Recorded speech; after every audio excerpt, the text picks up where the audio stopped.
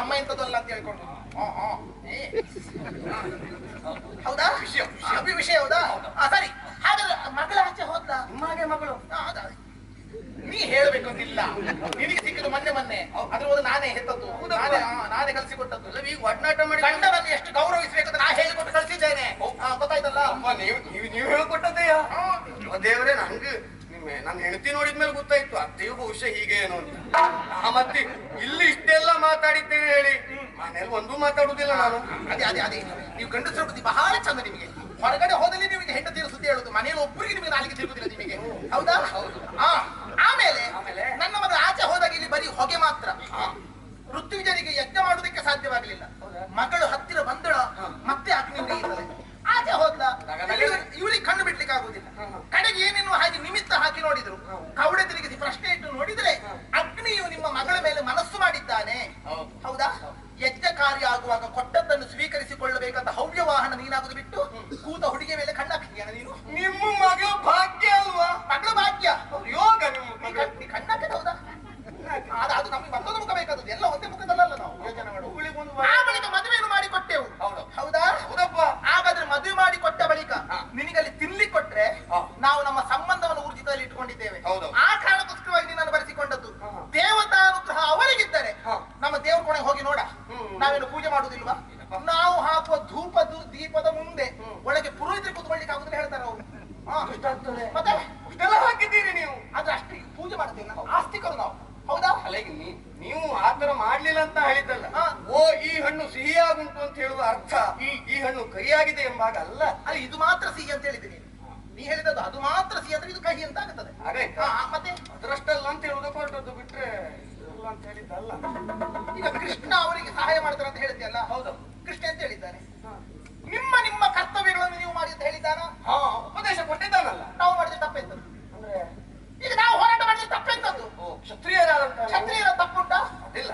ಆದ್ರೆ ಯಾವತ್ತೂ ಒಂದು ನೆನಪಿಡಬೇಕು, ಯಾವುದು ಗೊತ್ತಾ? ಯಾವುದು? ನಾವು ನಮ್ಮ ಕರ್ತವ್ಯದಲ್ಲಿ ನಿಷ್ಠೆಯಿಂದ ಮಾಡಬೇಕು. ಹೋರಾಟವನ್ನ ಕೊಡುವ ಮೊದಲು ಯಾರೊಟ್ಟಿಗೆ ಹೋರಾಟ ಮಾಡುವುದು ಎಂಬ ಹಾಗೆ ಯೋಚನೆ ಮಾಡಬೇಕು. ತಲೆಗಟ್ಟಿ ಉಂಟು ಎಂಬ ಕಾರಣಕ್ಕಾಗಿ ಹೋಗಿ ಶಿಲೆಗೆ ಅಪ್ಪಳಿಸಿದ್ರೆ ನಮ್ಮ ತಲೆಯೇ ಹೋಳಾಗ್ತದೆ ಬಿಟ್ರೆ ಶಿಲೆಗೆ ಅಂತದ್ದು ಆಗುವುದಿಲ್ಲ. ಅದು ಶಿಲೆ ಅಂತ ಗೊತ್ತಿದ್ದ ಬಳಿಕ ನಾವು ಶಿರಸ್ತ್ರಾಣ ಹಾಕಿಕೊಂಡೇ ಹೋಗುವುದು ಅಲ್ಲ. ಆ ಶಿಲೆ ಸೆಲೆಯನ್ನ ಹಿಡಿದು ಚೇಣಿನಿಂದ ಹೊಡೆಯುವವರು, ಬರಿದೇ ತಲೆ ಜಪ್ಪಿಕೊಳ್ಳುವವರಲ್ಲ ನಾವು. ಅಷ್ಟು ಬುದ್ಧಿವಂತಿಕೆ ಉಂಟು. ಅಲ್ಲಿ ಅವರಿಗೆ ಕೃಷ್ಣಾನುಗ್ರಹ, ಹರಿಯ ಅನುಗ್ರಹ ಇದ್ರೆ ನೀನ್ ಯಾರು? ನಾನು ಅಗ್ನಿ. ನೀ ಹರಿ ಹೌದಲ್ವಾ? ದೇವತೆ. ನಿನಗೂ ಹರಿ ಅಂತ ಹೆಸರುಂಟಾ ಇಲ್ವಾ? ಹೌದಾ? ತಲೆಯ ಮೇಲೆ ಕೊಂಬು, 2 ಮುಖ, 3 ಕಾಲು, 7 ನಾಲಿಗೆ ಹೊಂದಿಕೊಂಡಂತ ವಿಕಾರಿ ನೀನು. ಮತ್ತೆ ದೇವತೆಗಳ ಚಂದ ಅಂತ ಹೇಳಿದ್ ಯಾರು? ದೇವತೆಗಳಷ್ಟು ವಿಕಾರಿಗಳು ಮತ್ತೊಬ್ಬರಿಲ್ಲ. ಒಬ್ಬನ ಹೊಟ್ಟೆ ದೊಡ್ಡದು, ಇನ್ನೊಬ್ಬರ ಮತ್ತೊಬ್ಬ. ದೇವರೇ, ನಾನು ನೋಡಿದ್ಮೇಲೆ ಮತ್ತೆ ಚಂದ ಹೇಳ್ಬೇಕಂತ ಈ ಕಾಣಿಸಿಕೊಳ್ಳದೆ ಹಾಗೆ ಕೇಳಿ. ಉರಿಯುವ ಬೆಂಕಿಯಾಗಿ ಬರ್ಬೇಕು. ನಾ ಬಯಸುತ್ತಿರುವುದು ಅದನ್ನು. ಹಾಗೆ ನಾ ಜ್ವಾಲೆ ಆದ್ರೆ ನೀನು ಅಗ್ನಿ ಆಗಬೇಕು. ಜ್ವಾಲಾಗ್ನಿಯಾಗಿ ಉರಿಬೇಕು. ಬೆಂಕಿ ಉರಿಯುತ್ತಿದ್ದರೆ ಶಾಖ ಪಾಕಾದಿಗಳನ್ನು ರಚಿಸ್ತೇವೆ. ಹೌದೌದು. ಬೆಂಕಿ ಆರಿ ಹೋದ್ರೆ, ಮಸಿ ಆದ್ರೆ, ಮುಟ್ಟಿದ್ರೆ ಕೈಯೆಲ್ಲ ಹೊಳೆ ಆಗುತ್ತದೆ, ಬೆಲೆಯೇ ಇರುವುದಿಲ್ಲ. ಹೌದಾ? ಸಮುದ್ರದ ತೆರೆ ಒಂದರ ಹಿಂದೆ ಒಂದು ಬರ್ತಾ ಇರ್ತದೆ. ಹೌದೌದು. ಎಲ್ಲಿವರೆಗೆ? ಮರಳ ದಂಡೆಯ ತನಕ. ಅಲ್ಲಿವರೆಗೆ ಬಂದ್ರೆ ಸಮುದ್ರಕ್ಕೊಂದು ಕೌರವ ಮರ್ಯಾದೆ. ಹಾವು ಹುತ್ತದೊಳಗಿದ್ರೆ ಅದಕ್ಕೆ ಕೌರವ. ಎಲ್ಲಿಯಾದ್ರೂ ಮನೆ ಅಂಗಳದಲ್ಲಿ ಓಡಾಡ್ತಾ ಇದ್ರೆ 1-2 ಸಲ ಕೈ ಮುಗಿತೇವೆ, ಹೋಗುದೇವರೇ ಹೋಗುದೇವರೇ ಅಂತ ಹೇಳಿ.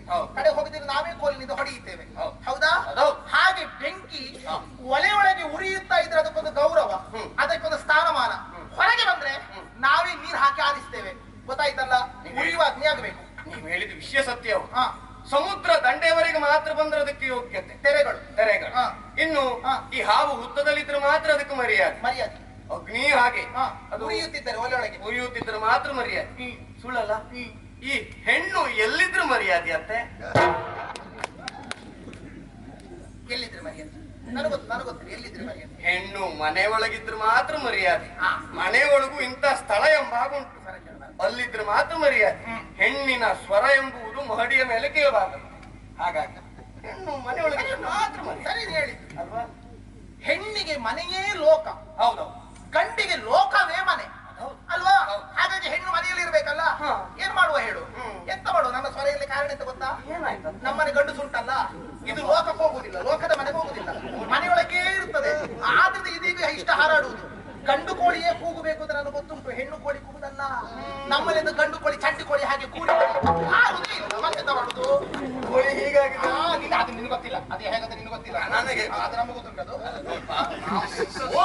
ಸುಮ್ಮನೆ ಬಿಡ್ತೀನಿ ಬೇಡ ಇಲ್ಲಪ್ಪ ಕೋಳಿ ಹಾಗಾಗಿದೆ ಅಂದ್ರೆ ನೀನ್ ತಿಂತೀಯ ಹಾಗಲ್ಲ ಅದೇ ಹೇಳಿದ್ದು ನಾನು ಮರ್ಯಾದೆಯಲ್ಲಿ ಉರಿಯುವ ಬೆಂಕಿಯಾಗಿ ಅತ್ತೆಗೆ ಸಹಾಯ ಮಾಡುವ ಯೋಚನೆಯನ್ನು ಮಾಡು ಮತ್ತೊಂದುಂಟು ಏನು ಅತ್ತೆಯ ಮನೆಗೆ ಬಂದಂತ ಅಳಿಯ ಮಾವನ ದ್ವೇಷ ಕಟ್ಟಿಕೊಂಡ್ರೆ ಏನೂ ತೊಂದರೆ ಇಲ್ಲ ಹೌದಾ ಅತ್ತೆಯ ದ್ವೇಷ ಕಟ್ಟಿಕೊಂಡ ಅವನಿಗೆ ಕುಡಿಲಿಕ್ಕೆ ನೀರು ಸಿಗ್ಲಿಕ್ಕಿಲ್ಲ ಅಯ್ಯೋ ದೇವ್ರೆ ಮಾವನ ದ್ವೇಷ ಕಟ್ಟಿಕೊಂಡದ್ದು ಕವಳ ಸಿಗ್ಲಿಕ್ಕಿಲ್ಲ ಅವರ ದ್ವೇಷ ಆದ್ರೆ ಅದಕ್ಕೆ ಹೆಚ್ಚೆಂತದ್ದು ಇಲ್ಲ ಕೊಡ್ಲಿಕ್ಕೆ ನೀನು ಸತ್ತ ಭಾವನ ಆತ್ಮಕ್ಕೆ ಶಾಂತಿ ತಂದು ಕೊಡೋದಕ್ಕೆ ಉರಿಯುವ ಬೆಂಕಿ ಆಗುತ್ತೀಯ ಮತಿ ಕೆಂಡವಾಗಿ ನಿವಾಳಿಸ್ತೀಯ ಸರಿ ನೆನಪಿಟ್ಟು ಏನು ಮಾವ ದಾರ್ಶನಿಕನೊಬ್ಬನಲ್ಲಿ ಕೇಳಿದ್ರಂತೆ ಇನ್ನ ಇಲ್ಲಿಯವರೆಗಿನ ಸುದೀರ್ಘ ಬದುಕನ್ನ ಒಂದೇ ವಾಕ್ಯದಲ್ಲಿ ಹೇಳಬೇಕು ಎಂದು ಏನ್ ಹೇಳಿದ್ನಂತೆ ಅದಕ್ಕೆ ಯಾವಾಗ ನನಗೆ ಮದುವೆ ಆಯ್ತು ಅಲ್ಲಿಗೆ ನನ್ನ ಬದುಕು ಮುಗಿಯಿತು ಅವನಿಗೂ ಮದುವೆ ಆದ ಗಂಡಸರು ಸತ್ಯ ಗೊತ್ತಾಯ್ತು ಹೌದಾ ಹೌದಾ ಅಲ್ಲ ಈಗ ಹೇಳಿದಂತದ್ದು ಎಂತದ್ದು